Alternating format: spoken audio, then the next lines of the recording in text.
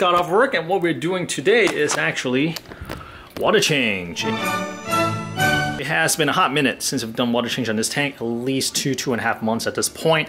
And with the weather getting a little bit colder outside, I figure I probably best kind of stick another water change in before it gets a little bit too painful to do it. Got a heater running here, and I also got a MaxiJet MP 1200 mixing the salt. Now I also use the same MaxiJet 1200 to pump water out from the display and the sump out to the yard. Head pressure of the MP 1200 has been really weak, so it takes a long time to kind of get the water out from the tank into the yard. So as a result, I actually went on Amazon and see if there's any like budget utility pump that I could use. And I found this guy. This guy was like, I think it's like 20 bucks. In terms of actual gallon per hour, it seems to push roughly the same amount as the MaxiJet 1200. However, I feel like it has more power in terms of pushing water out, like head pressure. I think that's what it's called. And with the added bonus that it's actually pulling water from the bottom versus like on the side. So it helped me kind of clean the bottom a little bit. I have no idea how well this is going to perform, but based on the Amazon review, it looks like a lot of people really love this. So we'll try it out, and this is one of those like super budget purchase. One really popular question I get asked is that what salt do I use? At the moment, I'm using the Tropic Marin Pro salts, like a lot of people are using, because, well, it is kind of like the hottest salts, hot in a good way, that BLS recommended. Some people say that the Pro Reef salt actually makes it about 7, which is a little bit lower than what I need. There's also people saying that the Pro Reef actually mixes at 8, which is what I'm hoping for. So once I get this all mixed up, I'm gonna do an alkalinity test just to see, at least for this batch, where it sits, whether it's closer to 7 or closer to 8. My hope is that it's gonna be closer to 8, ideally 8.5, which is what I aim for this Reef tank. About a year and a half ago, I had a chance to talk to Lou from Tropic Marin on the phone, and I specifically asked him about the Pro Reef salt. And if I remember correctly, he actually told me that the Pro Reef salt is supposed to sit at around 7, and it's called a Pro Reef is because they designed this to be used with people with calcium reactor, which may not need as high of alkalinity. So that's why they call it the Pro Reef, which I thought was interesting on why they named this the Pro Reef salt with a lower alkalinity. But again, online I've seen some people saying that this salt actually mixes at 8, which is what I really hope that it does, because it is a nice clean salt. It mixes really clean. With that said though, this is a expensive salt without a doubt. So once I'm done with this bucket, I'm thinking about switching back to the Red Sea Blue buckets, which also has really close parameters to what I'm looking for. So I'm gonna do a comparison to see if it really matters what salt I'm using. And to be honest, if I go by past experience, I feel like salt is salt. As long as it matches your water parameters and there's not a lot of impurities in there, it should be fine. The next morning, water's all mixed up, ready to go. I've turned off the skimmer. I'm gonna clean out the sump first using the bucket head from Home Depot. It's like $25. This is an awesome wet dry vacuum. Basically, you just have a regular 5-gallon bucket, you slap this on, you're good to go. They're super powerful. Next up, I'm gonna test out a new pump. Use this pump to pull water out from the display tank. It's gonna be a little awkward because the small nozzle it comes with is actually the same size as my plastic tube or rubber tube. We can try to use a heat gun to convince it to fit. Unfortunately, I am not convincing enough. It's just not going in. I'm gonna do it slightly goofy. I'm gonna put it inside. I feel like that's the other alternative. Oh my god. It's really tight squeeze. It's a really tight squeeze in there. So hopefully that also means that the pipe is gonna stay put. Today I'm using a tool that I've not used in a long time. This is actually from Flipper. Basically, this is kind of like a holder for any type of credit card. Well, in this case, they actually came with a plastic card with different roundness, and the idea is that you can use it to scrape off Caroline algae or any stiff algae. Usually for this kind of work, I use razor blade, but because I don't want to risk any scraping because my sump and refugium is kind of messy, decided to pull out this good old tool, and this stick is actually really stiff, gives me really good leverage, and I like to kind of scrape out the sump first before I vacuum it. This way I can get all the gunks out. Alright guys, I turned off the return pump, and this is the natural state of the aquarium. As a sump, you see the water raise all the way over here. It's quite high. You see that my auto top off sensor, it's about this range, so this much water backflow into the sump. I made sure that the backflow does not overflow the sump. That's really important for me. And you see that the siphon break is the halfway point at the random flow generator right there. So first item of business, I've been spotting these detritus at the bottom of the return chamber. So I'm trying to hit those real quick.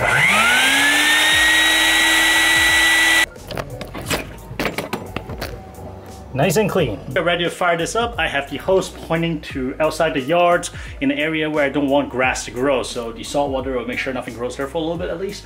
So I got a couple questions to be answered. So it's supposed to pull water from the bottom. So I'm guessing that it's still going to be okay if the top portion is above water. And the main question I have is whether this tube is okay. It's kind of sitting inside the main. It's kind of fitting inside the barb fitting versus on the outside where it should be, but I do not have the proper tube size. Just to be safe, I'm aiming it out towards nothing so that it does not land on any electronics and electrocute myself. Very quick look right here. This is the amount of water that is streaming out. This is probably double the speed of my MaxiJet 1200. To be fair, my MaxiJet 1200 is really old, so I feel like that has something to do with it as well. But for $25, to like speed up my water change this much, totally worth it. Probably more than 25 because now I need to buy a new hose that will fit. But I'm gonna watch this real quick because again the hose is sitting inside the bath fitting, which is not the best. I'm afraid at some point it's gonna get pushed out, so I'm gonna make sure that does not happen. But yeah, it's pulling water like a champ, so this is good. Right, cool, we got some specs here as well. The model is DWP3000, it's pulling 40 watts, and it's definitely working better than my MaxiJet 1200 in terms of pulling water. Is really a lot more powerful. I feel like it has probably more head pressure since it's supposed to be used as a submersible pump. All right, since I tested out this pump and think it's an alright product, I'm gonna leave a link to the Amazon page in the video description below, so you get the exact same one and you can check out a review there as well. It has some glowing review, which I'm kind of surprised because it's like, again, it's like 25 bucks, super cheap utility pump. And some people use it as like fountain pump too, so kind of cool. And if you've used this pump or a similar pump before, please let me know what you think long term, because again, this is kind of like my first use. I would love to hear how it performs in the long term as well. Leave it in the comment below, let me know. Almost forgot, I tested the alkalinity of the freshly made Tropic Marin Pro Salts. 7.1, almost on the dot, just like it claimed. 7.1. There are some people that got theirs mixed at about 8. I was hoping for that, but looks like it is, for better or worse, 7.1. All right, so one thing I'm really thankful for this pump is that it's actually pulling from the bottom of the pump, meaning I can get every last drop. The reason I'm thankful is that I made just enough water. It is overflowing to the sump, and we are just coming up to the sensor. I need a little extra when things get running because skimmer is gonna pull some water out as well, but I will need every last drop in here. So again, really thankful that this pump is pulling water from the bottom. All right, look at this, guys. Just finished a water change. Guy up top is releasing sperm into the water, and we're talking about the tuxedo urchin right there. Can I net the guy and get rid of all the sperm so it does not pollute the water? Let's see. I feel kind of bad, but yeah, don't want another cloudy tank. And I'm actually gonna use this opportunity to move one of these sea urchin into the refugium. I got another big one in here. The tuxedo urchin has grown up quite large. That's a red one, that is the regular white ones. I'm gonna move this guy down to refugium. It could munch on the mackerel. At this point, it doesn't really matter because I don't think the mackerel is doing that much anyways. And you could use a little trimming. At some point, I'm gonna reintroduce the Chato. That's the real stuff. By the way, I got a sea urchin from like a year and a half ago or 2 years ago from Reef in New Jersey. They were like dime size. I believe they came from, I grabbed on, they came from OLA. These are captive bred, so it's really cool. So I'm just gonna plop them. I'll plop one of them into the refugium. Hopefully it can also help me keep the macro trimmed. I'm not too sure exactly what's going to happen down there, but I do have some algae that this guy can help control.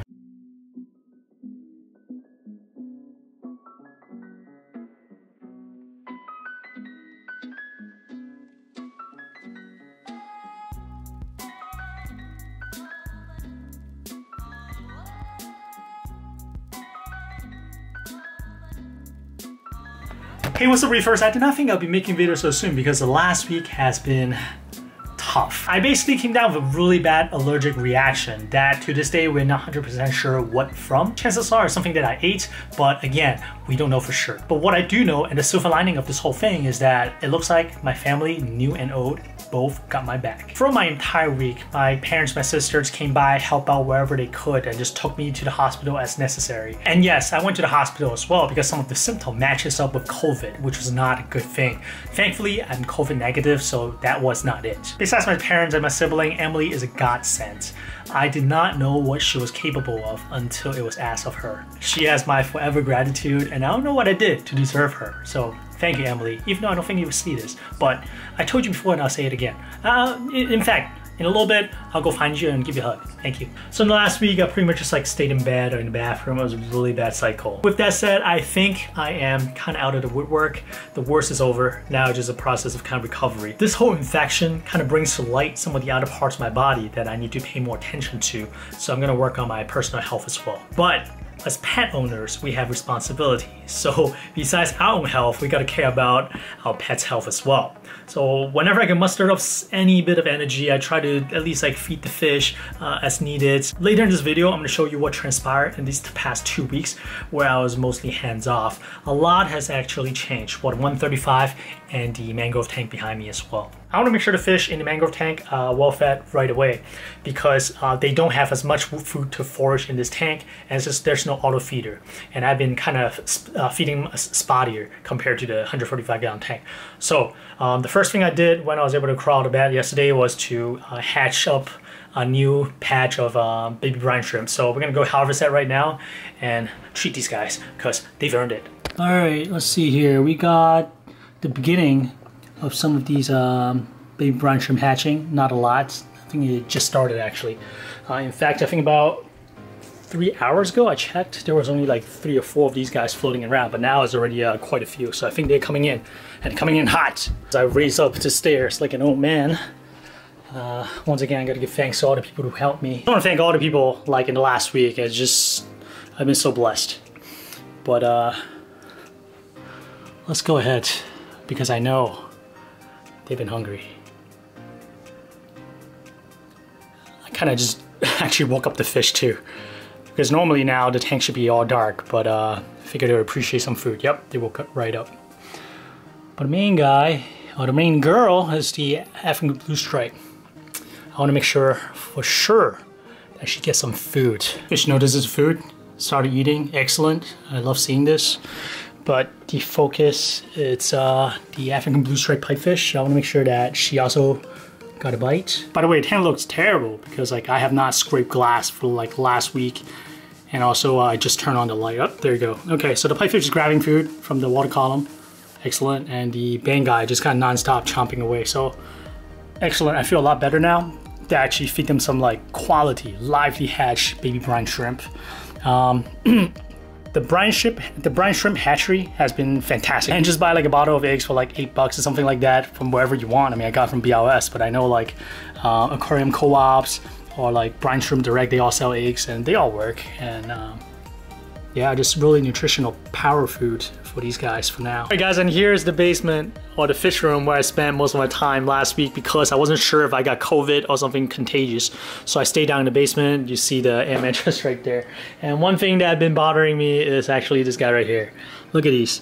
Diatom algae on the sandbed, and I could just look at it, I couldn't do anything about it. Now the diatom algae is not something I'm not expecting. We see a little cases of it right here, and that is a known side effect of dosing Vibrance, especially after like 5 or 6 doses. So that is to be expected.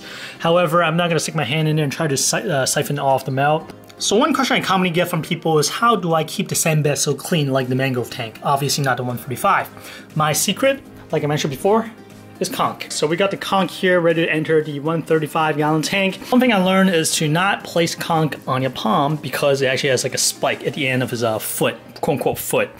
And apparently can get stabbed. I've never got stabbed by it. People mention it, I looked it up, it is true. I've been lucky. I wanna leave a mark right here. Today is Wednesday, the day before Thanksgiving. Wednesday night, we're gonna put this little sand tiger Conch into the 145-gallon tank to see if he can take care of all these brown diatom algae. Let's go, buddy. Drop them right into that little crevice right there. I guess they'll kind of give them a little time to kind of get settled in and then start cruising when it's ready. All right, I'm gonna wash my hand really quickly because now I'm super self-conscious now in terms of making sure I don't get anything. Oh, look who peeked out. Well, my friend, your world just expanded by 10 times. And you got all these algae ready for you. By the way, I really like the tiger sand conch or sand tiger conch, you never get that right, because they don't really grow that large. Queen conch get huge, but I love the look of the queen conch. But the fighting conch is supposed to be like one of the best because they don't get that big. The fighting conchs, they got like the jaggedy shells. However, compared to the fighting conch, I believe the sand tiger conch is even smaller. But compared to, say, like a queen conch or even the fighting conch, I feel like they're probably a better suited specimen for a home aquarium. Anyways, my friend, enjoy, and I look forward to see what you could do. 2 days later. So I have been battling low pH in this 145-gallon tank. Naturally, it sits about like 7.7-ish, is kind of low. So I started dripping calc. In fact, calc water pretty much replaces my 2 parts right now. It's handling all the alkalinity calcium needs. So I've been running calc water for about 4 weeks at this point. It brings the pH up to about 7.8, 7.9 at the low end to about 8 at the higher end. So the second thing I'm trying right now is seeing if I bring fresh air in from outside would make a difference. Normally, what people would do is run a hose out either to a window, which I do not have in the basement, or drill a hole through the wall, which is a lot more permanent. So before I do something like that and get my head lopped off, I simply ran a pipe all the way out. It actually goes out, sit on a tub that's kind of like yay tall. So I've been running the setup for about a week and a half at this point, and looking at the values, I am looking at the Alkatronics pH probe for the pH reading. Compared to before I start pulling air from outside, it is higher. If I have to guesstimate, I think it's probably brings in a 0.05 to 0.1 addition compared to just running calc waters. Right now I'm doing like calc water plus the fresh air from the outside. In my mind though, I feel like this 0.05 to 0.1 increase is probably not worth drilling a permanent hole through the wall with and have my wife possibly kill me after she saved my life. So I am gonna disconnect the hose going from outside. It has been a fun experiment. It's interesting to see the difference. Another thing I want to bring to people's attention is this right here. So I picked up this CO2 meter, I think I mentioned it in the last video, after watching Devon, Reef Dude's video. And it looks like my basement CO2 level is not that bad. It usually sits around 600, 650 when I'm here. Outdoor CO2 concentration is usually about 400. So the idea is that if you have really bad CO2 in where your tank is sitting, you pull in fresh air from outside hoping to lower it. But it seems like even in the basement, the CO2 concentration is not that bad. Maybe that's why I'm not seeing as big of a jump when I'm pulling in fresh air from outside. And I'm really glad I did this experiment first before I just went ahead and drilled a hole through the wall, which to some of you guys is not a big deal. But again, to me, I feel like it's a pretty big permanent change. The other thing I'm potentially looking into is that, as you can see right here, my sump has like a layer of things on here, so it's not a lot of like surface agitation. So I feel like maybe adding a wooden air stone and just run it at night may help some of these as well, because it'll encourage the gas exchange. And assuming that there's not a lot of CO2 out in the basement, and whatever amount here is lower than inside the tank, then it's probably going to help with pH as well. But as you can see, it's still an ongoing experiment, and this is just an experiment for my personal tank. Again, different tanks, different setup. The other thing I have been considering is a CO2 scrubber, but again, I have to honestly ask myself whether I'm going to keep on top of changing out the media, and is that ongoing running cost going to be worth the coral growth? So I need to do some soul searching. I'm not trying to like turn this ship real fast. I'm just gonna kind of let it stabilize, handle one thing at a time. First thing, we'll deal with the diatom. We're gonna probably deal with the sump's lack of surface agitation right there. I'm gonna start reintroducing the chaetos. That's actually a lot of things already. And then we'll go from there. And we're gonna get this little guy out. By the way, all the fish are doing well, including Amphius, who I was kind of worried about, but the auto feeder really stepped in to help out. About the coral right here, I do believe that I light sharked the hammer corals maybe like 3 or 4 weeks back. That's when I was kind of turning up the LED light for the SPS back there. So now I'm kind of looking into going a different direction. I dialed the light back down, and seems like the hammer is slowly coming back out. It takes a while, I did the same thing to this guy, and this guy's just coming back now. So it seems I have to keep the light kind of low, but I may add a light bar in the back for the higher light loving SPS that's kind of like in the back of the tank. So placement kind of worked out for this kind of light configurations. The other thing I'm kind of looking at It's these diatom. I want to make sure that these are diatom and not dinos. It looks like diatom because I don't see any air bubble trap in there, so it should be a lot easier to handle. But I'm not opposed to a dino battle to close out the 2020. What better way to close out 2020 than dinos, right? Anyways. I'm surprised. I'm actually talking about these aquarium stuff now because like a couple days ago I'm like fighting for my life. I'm like, dude, this sucks. So how quickly perspective changes as health changes, right? Oh, by the way, guys, look at this. It looks like the rose bulb anemone decided to move all the way to the back, which is good news. Just stay away from this side of the tank, then we're on good terms. All right, guys, I'm gonna keep this video short and sweet. Well, thank you for joining me this week, guys, and I'm sorry this video is kind of segmented, kind of random, but the situation was kind of segmented, kind of random, so I hope you understand. I'm sorry that I missed the video last week, and hopefully, moving on, the rest of 2020 will be smooth sailing. With that said, I'll hopefully see you guys next Sunday at 12:30 p.m. sharp.